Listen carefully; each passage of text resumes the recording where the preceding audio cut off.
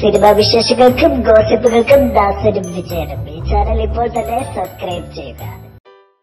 മോഹൻലാലിന്റെ മഹാഭാരത 1000 കോടി ബജറ്റിൽ അനൗൺസ് ചെയ്തിരിക്കുന്നു. ഈ വാർത്ത കേൾക്കുമ്പോൾ എല്ലാവരും ഓർക്കുന്ന മറ്റൊരു മഹാഭാരതയുണ്ട്.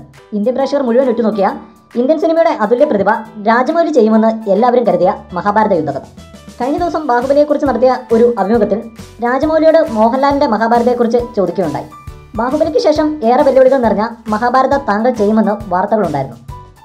ഇപ്പോൾ മോഹൻലാലിന്റെ മഹാഭാരത അനൗൺസ് ചെയ്തിരിക്കുന്നു. എന്താണ് ഇതിനെക്കുറിച്ച് പറയാനുള്ളത്?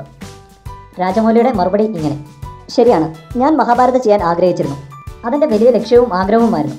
ചിത്രത്തിന്റെ കാസ്റ്റും വരെ അവർ അഭിനയിക്കുന്നു ഇവർ അഭിനയിക്കുന്നു എന്ന് പറഞ്ഞ് ചിലർ നടത്തി എന്ന് രാജമൗലി ചിരിച്ചുകൊണ്ട് പറഞ്ഞു. ഇപ്പോൾ മോഹൻലാൽ നായകനായി മഹാഭാരത സിനിമയാകുന്നു എന്നറിയുന്നു. അപ്പോൾ ചിലർ പറയുന്നു എൻ്റെ പ്രോജക്റ്റ് തട്ടിയെടുത്ത് അവർ മഹാഭാരത ചെയ്യുന്നുവെന്ന്. മഹാഭാരത എങ്ങനെ എൻ്റെ പ്രോജക്റ്റ് ആകുമെന്ന് രാജമൗലി ചോദിക്കുന്നു. മഹാഭാരതം ആർക്കും ചെയ്യാം. അതൊരു മഹാസമുദ്രമാണ്. അത് പ്രമേയമാക്കി ആർക്കും സിനിമ ചെയ്യാം. 10 100 സൃഷ്ടികൾ അതിനെ ആധാരമാക്കി ചെയ്യാൻ സാധിക്കും. എന്താണെങ്കിലും തൻ്റെ അടുത്ത പ്രോജക്റ്റ് മഹാഭാരത അല്ലെന്നും രാജമൗലി വ്യക്തമാക്കി. മോഹൻലാലിന്റെ മഹാഭാരതയെക്കുറിച്ച് കൂടുതലായിട്ട് സംസാരിക്കാൻ അദ്ദേഹം തയ്യാറായില്ല.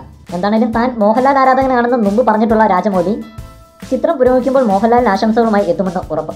കൂടുതൽ സിനിമാ വിശേഷങ്ങൾക്കും ഗോസിപ്പുകൾക്കും ദാസനും വിജയനും ഈ ചാനൽ ഇപ്പോൾ തന്നെ സബ്സ്ക്രൈബ് ചെയ്യുക. വീഡിയോ ഇഷ്ടപ്പെട്ടെങ്കിൽ like, share, comment. Thank you.